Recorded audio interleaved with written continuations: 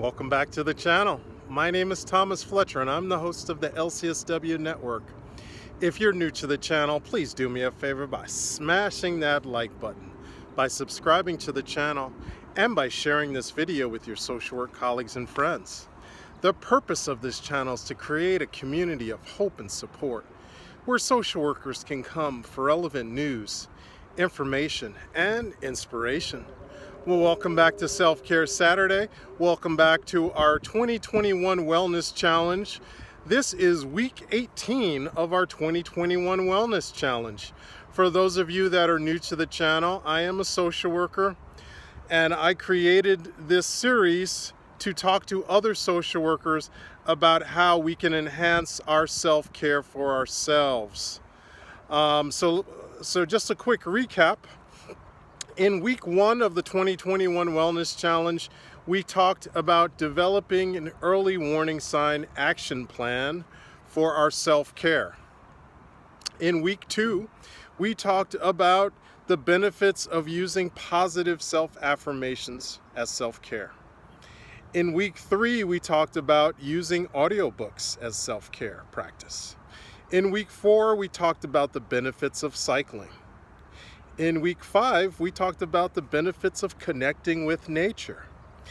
In week 6, we talked about the health benefits of walking as self-care practice. In week 7, we talked about the importance and the benefits of getting a good night's sleep. In week 8, we talked about the importance of annual health exams. In week 9, we talked about hobbies and active leisure time as self-care. In week 10, we talked about visual arts as self-care. In week 11, we talked about the importance of maintaining friendships as a form of self-care. Week 12, we talked about the benefits of music as self-care. In week 13, we talked about the importance of water and staying hydrated for our self-care. In week 14, we talked about the benefits of food journaling. In week 15, we talked about reconnecting with our purpose. In week 16, we talked about paying yourself first, paying ourselves first as a self-care practice. In week 17, we talked about the importance of mindset and specifically cultivating and enhancing a growth mindset, an abundance mindset. And today for week 18, we will be talking about the importance and the benefits of spirituality. Yes, I'm going to be talking about spirituality. And I feel like this is a topic that as social workers, we stray away from. And maybe I'm overgeneralizing, so forgive me. If you are a social worker who actively addresses spirituality with your clients, kudos to you. You have my undying respect. But I think in our society, because our society is so secularized and there's so many divisions, and oftentimes spirituality gets misinterpreted as religion, and spirituality is not religion. Many people will find their spirituality and define their spirituality through religion, but there's just as many people, if not more people, that do not only define their spirituality by religious practices. So I just wanted to talk about how important it is for ourselves. Now I'm not talking about what we talk to our clients about. Now I'm just talking about our practices for self-care.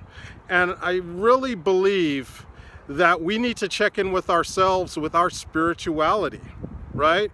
And that's going to look so different for each of us, that there's no one size fits all.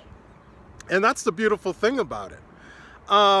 Take for instance, I come out here to make these videos. And for me, coming out here and connecting with nature, listening to the birds and looking around, looking at these trees and looking out at the water, For me, this is a spiritual experience. This is a spiritual experience for me, believe it or not. So this is an example of how we all need to define what spirituality means for us. I don't think it's that controversial to say, although some people may find it controversial, for me to say that we are all spiritual beings. Whether you believe in God, whether you believe in a higher power, doesn't matter what you call, whether you are a person of faith or an atheist. Even if you're an atheist, you have your spirituality. You have your spirituality. You are a spiritual being. We are all spiritual beings connecting to other spiritual beings. And here's one definition of spirituality that I really resonate with and really connect with, and maybe you connect with it as well. I think one of those overlooked definitions of spirituality are the things that we could, things that give us purpose in our lives, things that are bigger than us. Like, I'll give you an example for myself. Joining the military, unbeknownst to me earlier in my life and earlier in my career, I never thought that I would have a spiritual connection to joining the military, and connecting with my battle brothers and my battle buddies, my battle brothers and my battle sisters. But it really is a spiritual experience for me, especially as I get closer to transitioning from, a reservist to active duty service, and as I connect with my veteran clients, it's a spiritual, I'm finding it more and more to be a spiritual experience for me. And this is what I mean by that. Here's what I mean by that. I mean that I feel like, this higher purpose, connecting with veterans, providing services to veterans, and connecting with my other reserve battle buddies. And as like I said, as I get closer to transitioning from reserve duty to active service duty, just connecting to that greater purpose, of being of service to other service members, continuing to be of service to my veteran clients, and just having that understanding about what our service members go through, what I may be going through when I'm on active duty, and just being of service again to my my veteran clients in the VA and my battle buddies in the Army National Guard. That's just another example of what spirituality means to me.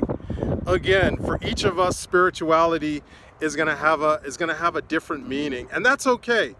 Here's my selling point to all of you. However you define your spirituality, just connect with it, embrace it. Don't ignore it. I think that's my selling point to all of you, because we can, it's easy to get lost in our daily physical lives. It's easy to get lost in our minds and our thoughts, but we also have spirits, and as a profession that prides itself on providing holistic care, mind, body, and spirit to our clients, I think we owe it to ourselves to provide some loving kindness. And again, that's another form of spirituality. Some of us, again, connect to our spirituality through prayer. I know I do. I pray every day. I pray every day to my Creator. And that's one of the ways that I tap into my spirituality. Another way is coming to places like this to connect with nature. For some of us, it may be through meditation, right? For some of us, we may tap into our spirituality through practices such as yoga, right? Or other type of physical endurances where where our mind and our body and our spirits are coming into this almost perfect alignment. So again, however you tap into your spirituality, that's my my selling point to you all. I think it's really important that we embrace that side of ourselves, our spiritual sides. Okay, so I'm going to stop right there. I want to thank you all for watching this video. To all the social workers out there and other mental health professionals, thank you for the work that you do every day for your clients, for your agency, and for the profession. Please continue to support each other and yourselves. Bye for now.